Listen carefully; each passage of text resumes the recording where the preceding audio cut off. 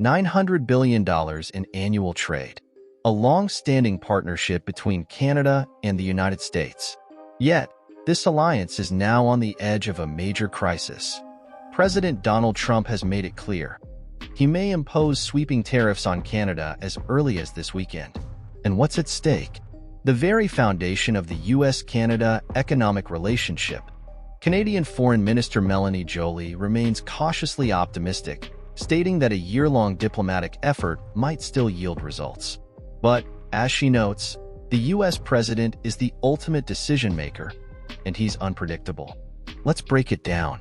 Canada sends nearly 80% of its exports to the U.S., and millions of Canadian jobs depend on that trade.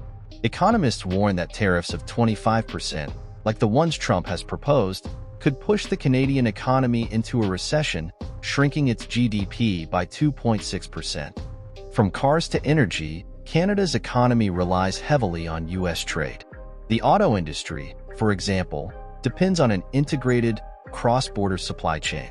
And when it comes to energy, nearly 97% of Canada's crude oil exports head straight to the U.S. A tariff on Canadian oil? It could drive up U.S. gasoline prices, leaving American consumers paying more at the pump. The impact isn't one-sided.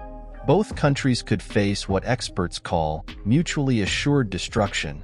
Canadian retaliatory tariffs would likely devalue the Canadian dollar and raise the cost of U.S. imports, hitting Canadian consumers hard.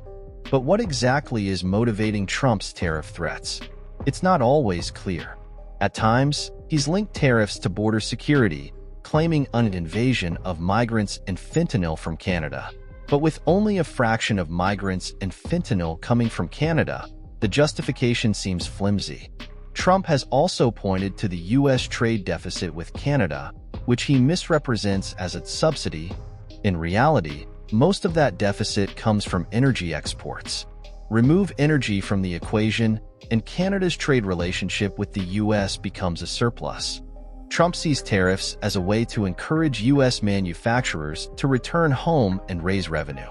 But his conflicting reasons have left Canadian officials puzzled, making it difficult for them to craft a comprehensive response. So, what's Canada's response? Well, there's a mix of diplomacy and threats of retaliation. Canada has critical resources that the U.S. needs, but Canadian officials are also considering tariffs of their own. Prime Minister Justin Trudeau has promised support to Canadian businesses but hasn't ruled out imposing export taxes on energy or restricting those exports if things escalate. But that's a risky move. Alberta's Premier Danielle Smith, representing oil-rich regions, believes that a tariff war wouldn't be in Canada's best interest.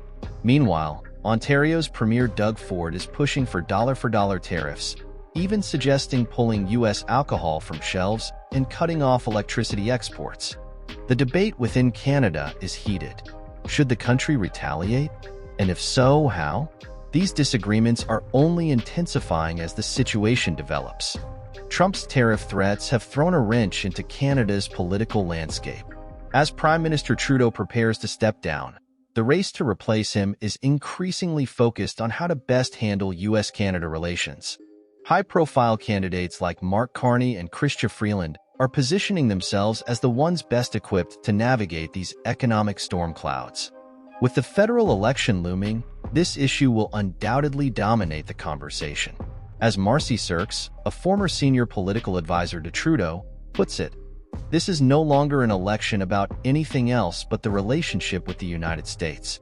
Canada's trade ties with the U.S. have been a cornerstone of its economic success.